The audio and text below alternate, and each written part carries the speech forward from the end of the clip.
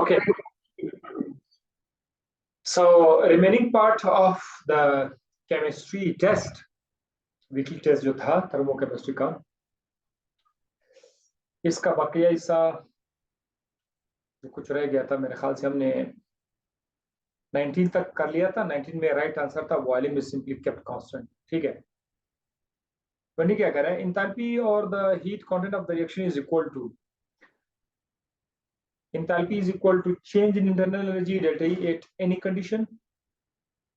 अगर कोई internal energy change हो जाए, इनका कोई भी कंडीशन हो, बस हमेशा डेल्टा एच जो है वो डेल्टा ई के बराबर है, मतलब कोई भी कंडीशन। ये तो सॉल्व तो नहीं हुआ ना, तो गलत है, ये तो ऐसा तो नहीं हो सकता ना। B, sum of the heat Q and work W, यानी एच जो है वो क्यू और डब्ल्यू के बराबर है, ये भी तो नहीं हो सकता। क्यू और डब्ल्यू के, वो तो इंटरनल एनर्जी इसके बराबर है। Sum of the internal energy and heat Q,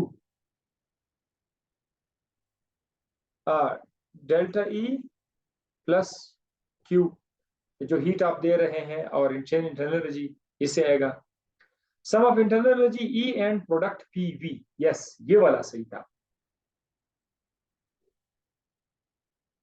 some of the internal energy यानी इंटरनल एनर्जी प्लस वर्क या पीवी, राइट।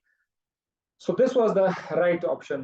कि जो इंथैल्पी है, इंथैल्पी का जो फार्मूला हम लोगों ने नोट से पढ़ा था, उस फार्मूले के हिसाब से इंथैल्पी का जो राइट वो है, वो ये है, internal energy plus PV.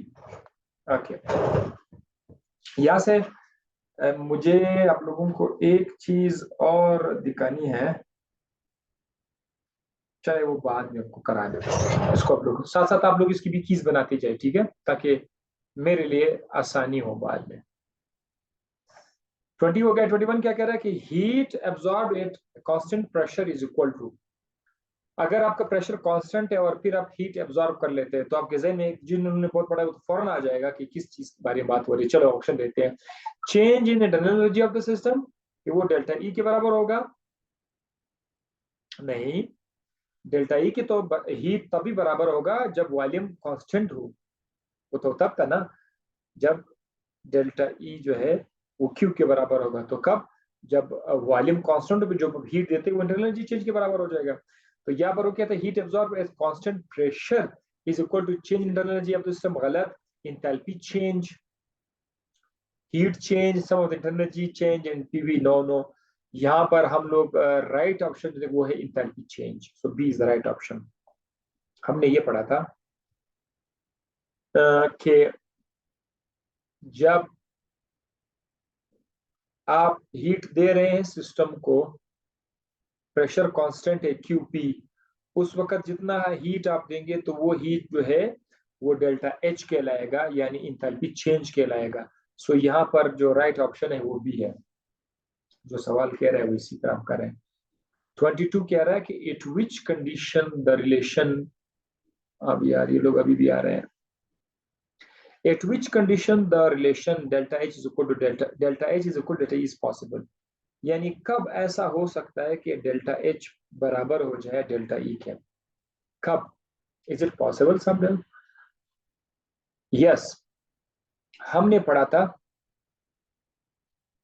For liquids and solid, जिनके लिए डेल्टा वी 0 के बराबर है। ठीक है, इस तरह के हालात में जब delta V change, volume change नहीं हो रहा हो, delta V is equal to 0 हो, तो फिर जब आप वो वही डेल्टा एच वाला इक्वेशन जब आप ऊपर उठाएंगे, डेल्टा एच जो मैंने आपको बताया था, उसी इक्वेशन में ये बन जाएगा कि डेल्टा एच सिर्फ और सिर्फ चेंज इन इंटरनल एनर्जी के बराबर हो जाएगा। तो ये लिक्विड और सॉलिड के केस में। अब जरा नीचे आके देखते हैं। व्हेन डेल्टा वी इज 0, हाँ ठीक है, हाँ वो तो है। क्या सिर्फ ये ऑप्शन बाकी है? और भी है। When there is no volume change, मतलब वॉल्यूम में के अंदर चेंज ही ना हो, तो बात तो वही डेल्टा वी इक्वल टू 0 की है। हाँ, ये भी पॉसिबल है, बिल्कुल कहता तो सही है। वॉल्यूम चेंज नहीं हो रहा। When liquid or solid is taken as a system, जब आप लिक्विड या सॉलिड लो, हाँ ये भी तो सही कह रहा है, वाकई में ऐसा ही था, ये कंडीशन था, वो लिक्विड सही हुआ। When gas is kept constant pressure, ये गलत है। When gas is kept at constant pressure, ये नहीं हो सकता। Both A, B and C, देखो यहाँ पर both B, A, B and C लिखा हुआ है, so this E is the right option.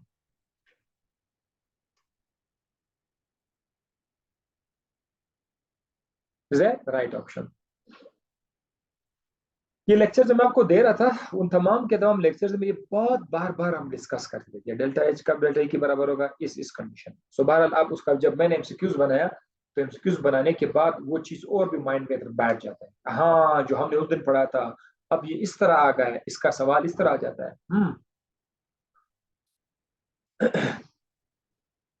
अब जो मलंगी टाइप का स्टूडेंट है ना, मलंग, वो बेचारा इधर कहीं पे फंसा हुआ है ना, यार मैं क्या करूं, ए पे डाल दूं, बी कर दूं, क्या कर दूं, ऑल ऑफ द वो, कभी ऑल ऑफ द वो कर देगा। ओ 100 में से 99% चांसेस है कि वो जाकर पी रट्टा लगाकर both A B and C पे कर दे। What when delta E for liquid is 500 joule. अब उन्होंने डेल्टा ई की वैल्यू दी हुई है 500 joule. What will be the value of enthalpy change if the pressure is 50 Tor.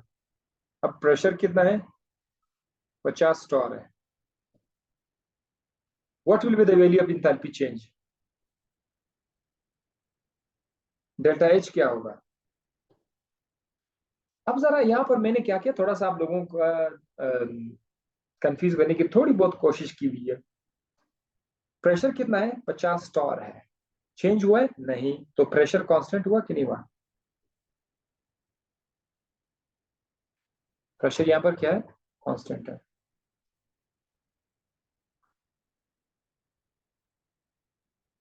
The value of enthalpy change is क्या होगा, 500 होगा, 500 ही रहेगा ना, क्योंकि हमने सुना था कि कांस्टेंट प्रेशर पर जब आप हीट देते हैं,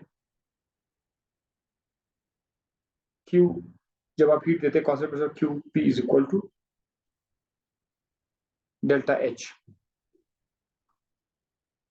अब यहां पर उन्होंने वॉल्यूम भी नहीं दिया हुआ है, सो इस पॉइंट ऑफ व्यू से हम ये कह सकते हैं कि इस सवाल के अंदर कि जो इंथैल्पी चेंज है वो होगा हमारा 50 जॉल ही होगा, 50 जॉल ही होगा, ठीक है, इंथैल्पी चेंज 500, सॉरी 500 जॉल, ये यही आंसर होगा, ठीक है।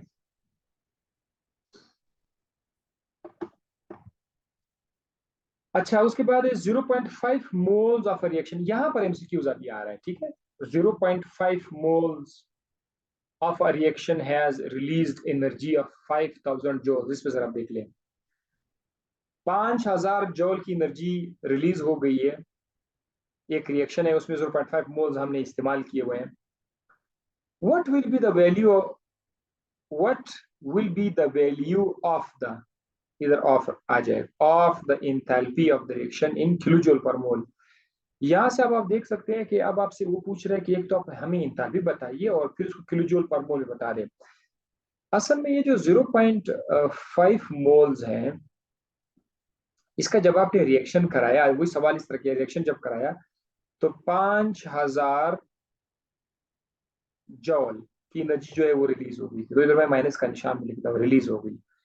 असल में ये जो 5000 जो की एनर्जी रिलीज, यही तो आपका एंथैल्पी चेंज है, this is the enthalpy change, ठीक है। सो हम लोग इसके साथ क्या लिखे, delta H is equal to minus 5000 joule. Answer तो आ गया है, बट यहाँ पर एक प्रॉब्लम है, हम जब भी सवाल करेंगे तो उसको पर मोल के हिसाब से लाया करेंगे, पर मोल के हिसाब से लाया करेंगे। मोल कितना बनना है इसका, पर मोल के लिए हमने एक फॉर्मूला मैंने आपको बताया था कि हमेशा याद रखिए, जब आप पर मोल के लिए लाते हैं तो जितना आपके पास एनर्जी है उसको नंबर ऑफ मोल के साथ डिवाइड करें। आपके पास कितने नंबर ऑफ मोल्स अवेलेबल कितने हैं, 0.5 मोल अवेलेबल है, तो आप एक काम करें, 5000 जॉल जो कि पूरे रिएक्शन का एनर्जी है जिसमें 0.5 मोल शामिल है, आप इसको डिवाइड करें, जितने मोल्स आपके पास अवेलेबल 0.5 पे आप इसको डिवाइड करें। जब आप डिवाइड करेंगे तो इसके बाद जो आंसर आएगा वो 1 मोल के हिसाब से होगा। तो इसको आप कैसे सॉल्व करोगे, आपके पास कैलकुलेटर ही नहीं है। एमडीकेट में जो एमसीक्यूज आते हैं वो इस तरह से आते हैं कि उसको कैलकुलेटर की जरूरत कम से कम पड़े, ठीक है।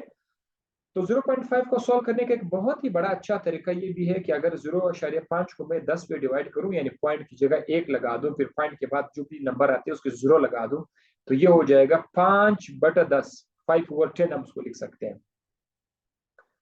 तो 5/10 अगर मिले तो ये तो 5 हो जाएगा, ये 10 जो है वो ऊपर आ जाएगा, 10 यहाँ पर मल्टीप्लाई हो जाएगा, ये 10 यहाँ पर जो डिवाइड में है 10 वो ऊपर आके मल्टीप्लाई हो जाएगा, और 0.5 अब सिर्फ 5 हो जाएगा, ठीक है। अब देखो ना, अब ये आसान हो गया। 5,000 को 10 से मल्टीप्लाई करेंगे तो क्या बनेगा,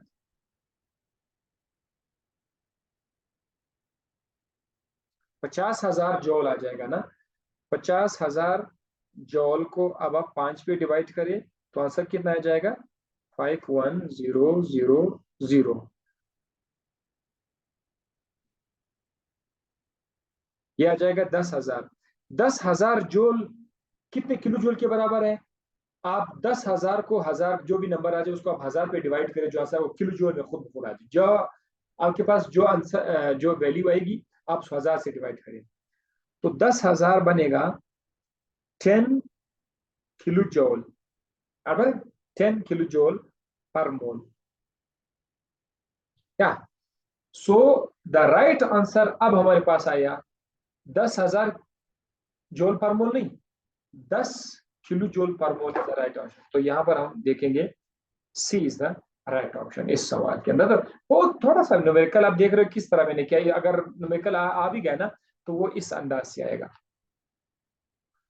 if 6 gram of graphite is burned in a bomb calorimeter, अब बॉम्ब कैलोरीमीटर जो मैंने आपको पढ़ाया था उस दिन, उसके अंदर वो कह रहा है कि हमारे पास यहाँ पर 6 ग्राम का ग्रेफाइट रखा हुआ है, कार्बन 6 ग्राम रखा हुआ है, और हमने जलाया, और उसके जलने के दौरान कितना एनर्जी रिलीज हो गया, 5,000 जॉल की एनर्जी रिलीज हो गई। Calculate the enthalpy change for the reaction in kilo joule per mole. क्या अब आप लोग इसका इंथैल्पी चेंज कैलकुलेट कर लें। देखिए ये सवाल मैंने अपने से बनाया हुआ है, जस्ट आप लोगों को चीज समझाने के लिए। इस सवाल के अंदर उन्होंने पहले से दिया हुआ है, इंथैल्पी चेंज पहले से दिया हुआ है, डेल्टा एच पहले से दिया हुआ है 5,000 जॉल या 5 किलो जॉल, ठीक है। 5 किलो जॉल पहले से दिया हुआ है, लेकिन ये जो दिया हुआ है ये पर मोल के हिसाब से नहीं है। तो पर मोल के लिए क्या करेंगे, हम इस 5 किलो जूल को डिवाइड करते हैं नंबर ऑफ मोल्स पर। क्या करेंगे, number of moles per divide करेंगे। अब आपके पास नंबर ऑफ मोल नहीं है तो फिर क्या करें, पहले वाले सवाल में तो माशाल्लाह से नंबर ऑफ मोल्स थे, लेकिन यहाँ पर नंबर ऑफ मोल्स नहीं है, फिर क्या करेंगे। नंबर ऑफ मोल अगर आपके पास नहीं है फिर गिवन मास से करें। देखो मैंने 6 ग्राम दिया हुआ है, यह है आपका गिवन मास। जब आपके पास मास मौजूद हो तो उससे आप मोल फाइंड कर सकते हैं। तो ये देखो formula, given mass divide by molar mass. Molar mass खोपड़ी से उठाना पड़ेगा, हर शख्स ने मोलर मास याद किया हुआ है। पीरियोडिक टेबल में ग्रेफाइट कार्बन को बोलते हैं, कार्बन का मोलर मास 12 है, तो गिवन मास 6 है, मोलर मास 12 है, 6 को 12 पे डिवाइड करें, आंसर कितना आएगा, 6 को आप 12 पे डिवाइड करें, इसका आंसर आ जाएगा 0.5। हाँ, अब नंबर ऑफ मोल्स आ गए। अब आपके पास नंबर ऑफ मोल आ गए ना, तो आप 5 किलो जूल को 0.5 पे डिवाइड करेंगे, आंसर क्या आ जाएगा, वही जो ऊपर मैंने आपके लिए किया हुआ है उसी तरह से आपने इसको भी करना है। 0.5 को 5 लिख दो, और इसका जो 10 है उसको ऊपर लेके जाओ, तो ये आ जाएगा 50 सॉल्व करोगे तो फिर से आंसर 10 आएगा, फिर से 10 किलो जूल पर मोल है। न्यूमेरिकल मैंने अपने स्टाइल से अपने अंदाज से किया हुआ है, जस्ट आप लोगों को ये बताने के लिए कि जब आपको एनर्जी रिएक्शन में दिया गया हो, उसको पहले मोल पर मोल में कन्वर्ट करना पड़ेगा। पर मोल में कन्वर्ट करने के लिए जितने मोल्स अगर आपके पास है तो आप उससे डिवाइड करो, अगर आपके पास मोल नहीं है तो गिवन मास लेके उससे कर लो। For the reaction below being carried out at 100 degree centigrade, अब एक रिएक्शन नीचे, एक रिएक्शन है, एक रिएक्शन है नीचे 100 डिग्री सेंटीग्रेड पर इसको कराया गया, मतलब 100 डिग्री ये हो गया। What will be the value of P del V? P del V की वैल्यू इस रिएक्शन के लिए क्या होगा? अब आप लोगों ने ऐसे रिएक्शन को करने के लिए, मैं जरा एक बार, okay recording is there. P del V को मालूम करने के लिए स्टूडेंट परेशान हो जाएंगे बेचारे कि यार मेरे पास प्रेशर है ही नहीं, कहां से लाऊं, वॉल्यूम है ही नहीं, कहां से लाऊं, सवाल के अंदर तो ना तो प्रेशर का जिक्र है ना वॉल्यूम का जिक्र है, तो की करे? हाँ, इस तरह के केस में हम लोगों ने क्या करना है, फार्मूलाज याद रखने हैं। ये न्यूमेरिकल मैंने इसलिए लाया, मैंने कहा कि स्टूडेंट्स को मैं ये बताता चलूं कि यार आप लोग फार्मूलाज याद रखो। जनरल गैस इक्वेशन में फार्मूला है PV is equal to N R T, ये फार्मूला था। अगर आपने पी डेल्टा वी मालूम करना है तो पी डेल्टा वी लिख करके डेल्टा एन आर टी करेंगे। डेल्टा एन क्या है? Moles of product minus mole of reactant. Reaction के अंदर यहाँ पर देखिए 2 मोल्स प्रोडक्ट के हैं और 3 मोल्स रिएक्टेंट के हैं, तो 2 माइनस 3 -1 आएगा, तो आपका डेल्टा एन जो है ये -1 के बराबर हो जाएगा। आर की वैल्यू मैंने आपसे कहा था कि आप लोग याद रखिएगा, आप लोगों ने याद किया होगा। टेम्परेचर तो माशाल्लाह से सवाल के अंदर लिखा हुआ है 100 डिग्री सेंटीग्रेड, इसको ना आप लोगों ने 273 के साथ प्लस करके बनाना है 373 कैलोरी में कन्वर्ट करना है, तो आपके पास ना नंबर ऑफ मोल्स भी आएंगे, आर भी आएगा, टेम्परेचर भी आएगा, आप कैलकुलेट करके आपके पास आंसर आ जाएगा। ये आप लोगों ने इस तरह से करना, ठीक है? तो मैं टाइम जाने का तरीका मैंने बता दिया। वैसे आंसर इसका ए आएगा, ठीक है? डी आपके पास या तो आंसर ये आएगा अराउंड इस वन, या 299 या 31 में से कोई एक आंसर आ जाएगा, ठीक है? आप कैलकुलेशन कर लें यार, टाइम अभी हमारे पास नहीं, हम जल्दी जल्दी भाग रहे हैं। Enthalpy of neutralization of all strong acids and strong base has the same value because enthalpy, कोई भी आप strong acid ले ले, base ले ले, उनकी enthalpy सेम होती है। इसकी वजह क्या है? इसकी वजह यह है कि नेट केमिकल चेंज में हमारे पास स्ट्रॉन्ग एसिड से हाइड्रोजन आता है, स्ट्रॉन्ग बेस से OH आता है, और वो क्या बनाते हैं? पानी बनाता है। तो चूंकि एसिड चाहे जो भी हो, बेस चाहे जो भी हो, बनता वैसे भी पानी है, तो इसकी वजह से हम लोग कहते हैं कि इनका जो एनर्जी वैल्यू वो सेम ही रहेगा। Right, so option D is correct. बाकी गलत है, neutralization leads to formation of salt water, वो तो ठीक तो है, ये करेक्ट स्टेटमेंट है, गलत नहीं है, लेकिन वो जो हमसे मांग रहे हैं उसमें इसका जवाब नहीं है। Neutralization leads to formation of salt water उसमें नहीं है, स्टेटमेंट सही है लेकिन हमारे सवाल का जवाब इसमें नहीं है। Strong acid in bases are ionic substance, ये तो बिल्कुल गलत है। Acid always give rise to, option C correct है, ऑप्शन सी भी करेक्ट है, लेकिन उस सवाल का जवाब नहीं है जो हमसे चाहते हैं, लिहाजा ना ए है ना सी है, बल्कि बी इज करेक्ट ऑप्शन।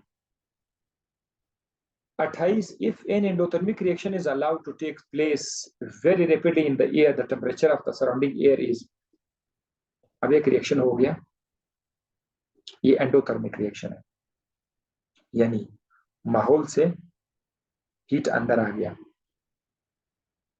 तो वो कहता है कि जब ऐसा होगा तो आसपास का माहौल को क्या होगा? आसपास के माहौल का टेम्परेचर एक जैसा रहेगा, इंक्रीज हो जाएगा, डिक्रीज हो जाएगा, ये करेक्ट है, क्योंकि माहौल से जब हीट अंदर आएगा तो डिक्रीज हो जाएगा, so decrease is the correct option.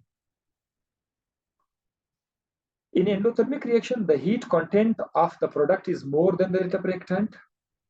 ये एक एक्सोथर्मिक रिएक्शन है, A प्लस B, इससे C बनता है, सपोज करते हैं। एक्सोथर्मिक का मतलब है कि यहाँ से एनर्जी क्या होगी? एनर्जी यहाँ से रिलीज होगी, ठीक है? जब एनर्जी रिलीज हो गई है तो इस दौरान क्या होगा? इसकी एनर्जी कम हो जाएगी प्रोडक्ट की, सो हम endothermic reaction, the heat content of the product is more than that of reactant, reactant is more than that product. So हमने यहाँ पर ये देखना है कि रिएक्टेंट की एनर्जी ज्यादा होगी प्रोडक्ट से। Reactant is more than product, ये करेक्ट ऑप्शन। इसकी एनर्जी हमेशा लेस होगी, इसकी एनर्जी मोर होगी। So reactant is more than that product, that's correct. For a given process, the heat change at constant pressure QP and constant volume QV are related to each other. कब ऐसा हो सकता है कि QP और QV एक दूसरे के साथ रिलेटेड हैं? आपने देखा था कि डेल्टा E इक्वल हो सकता है डेल्टा H के, कब कब जब आपका वॉल्यूम चेंज 0 हो लिक्विड के लिए। तो डेल्टा E, तो हमने ये भी देखा था कि डेल्टा E जो है वो QV के इक्वल हो सकता है अगर वॉल्यूम चेंज ना हो जाए, और डेल्टा H जो है वो भी Q की इक्वल हो सकता है अगर प्रेशर कांस्टेंट हो। तो ये तो हम इक्वेशन तो बना सकते हैं ना ये इस तरतीब से, लिहाजा ये वाला ए जो है ये पॉसिबल है। चले माशाल्लाह से केमिस्ट्री का सेशन यहाँ पर हो गया खत्म। आप लोगों ने कीज बना लिए होंगे। बायोलॉजी पर एक काम करते हैं, बायोलॉजी इसको दूसरे सेशन में कर लेते हैं। बल्कि बायोलॉजी अगर मैं आप लोगों के लिए रिकॉर्ड कर सकूं, लेट हो गए, डिले हो गए हम लोग काफी ज्यादा, बट एनी हाउ इसके लिए एक और लिंक आ जाएगा या मैं रिकॉर्ड कर लूंगा आप लोगों के लिए। काफी डिले हो रहे हैं, लेट हो रहा है, तो मैं आप लोगों के लिए रिकॉर्ड कर लूंगा। बायोलॉजी तो बहुत आसान भी था, but anyhow I will do it something for it. So take care, see you then.